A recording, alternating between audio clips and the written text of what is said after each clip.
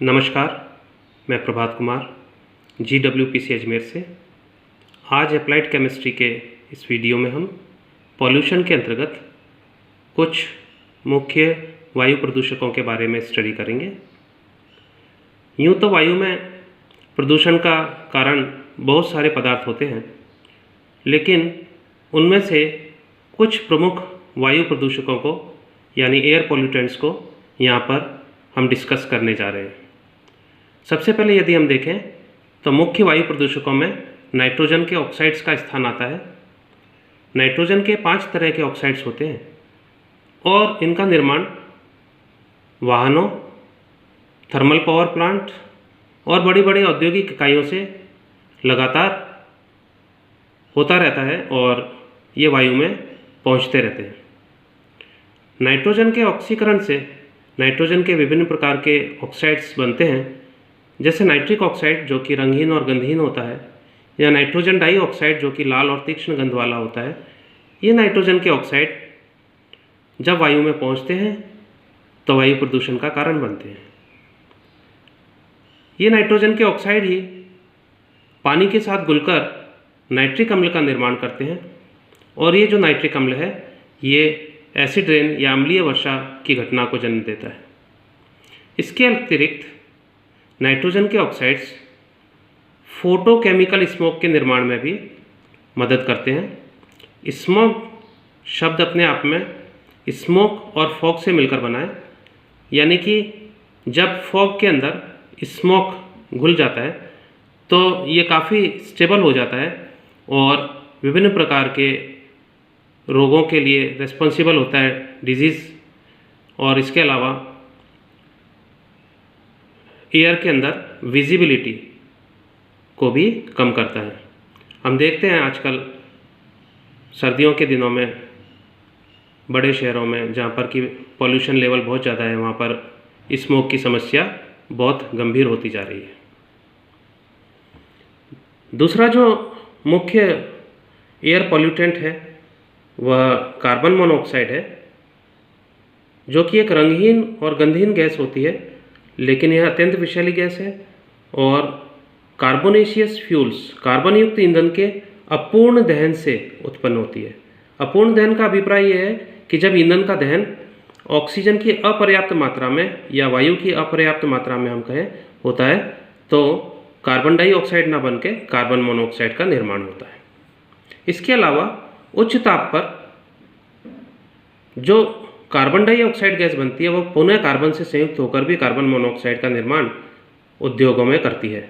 तो इस प्रकार से ये जो कार्बन मोनोऑक्साइड है ये जो लगातार वायु में पहुंचती रहती है, ये भी एक मुख्य वायु प्रदूषण का कारण है। सल्फर डाइऑक्साइड एक अन्य एयर पॉल्यूटेंट है जो कि रंगीन और तीक्ष्ण गंधयुक्त गैस होती है। ईंधन में मौजूद सल्फर यानी गंधक के दहन से सल्फर डाइऑक्साइड का निर्माण होता है और ये सल्फर डाइऑक्साइड आगे सल्फर ट्राइऑक्साइड तथा पानी के साथ मिलकर सल्फ्यूरिक अम्ल का निर्माण करती है और इस प्रकार से यह भी अम्लीय वर्षा का कारण बनती है। इसके अलावा श्वसन संबंधित रेस्पिरेटरी डिजीज़ का मुख्य कारण जो है वो सल्फर डाइऑक्साइड गैस होती है।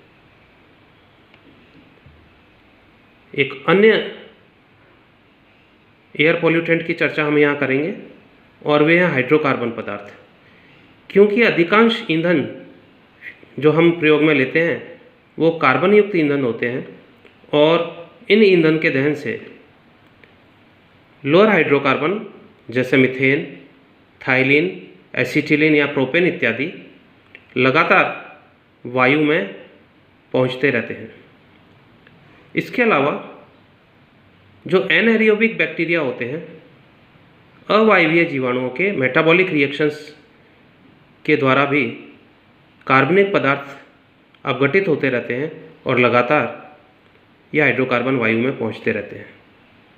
तो इस प्रकार से हम देखते हैं कि ये जो हाइड्रोकार्बन है इनका निर्माण होता है और ये मुख्य वायु प्रदूषकों की श्रेणी में आते हैं।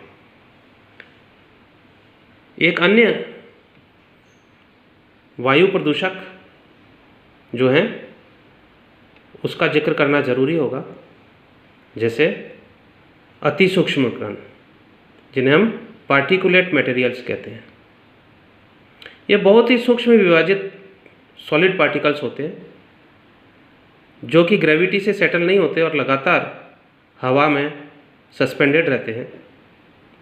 ये कण जो है वो कार्बन की राख या धातुओं के ऑक्साइड के कण हो सकते हैं और ये द्रव यानी पानी और तेल की छोटी छोटी बूंदों से मिलकर सस्पेंडेड पार्टिकुलेट मटेरियल बना लेते हैं। ये लाइट को एब्जॉर्ब करके विजिबिलिटी को भी कम करते हैं और इस प्रकार से वायु प्रदूषण का कारण बनते हैं। तो स्मोक की जो समस्या है उसमें ये सस्पेंडेड पार्टिकुलेट मटेरियल्स का भी बहुत बड़ा कंट्रीब्यूशन होता है और इनकी वजह से आँखों के रोग, श्वसन रोग व कैंसर इत्यादि समस्याएं उत्पन्न होती हैं। तो इस प्रकार से आज हमने देखा कि वायु प्रदूषण के लिए जो रेस्पॉन्सिबल मेन एयर पॉल्यूटेंट हैं वे किस प्रकार से वायु को प्रदूषित करते हैं। धन्यवाद।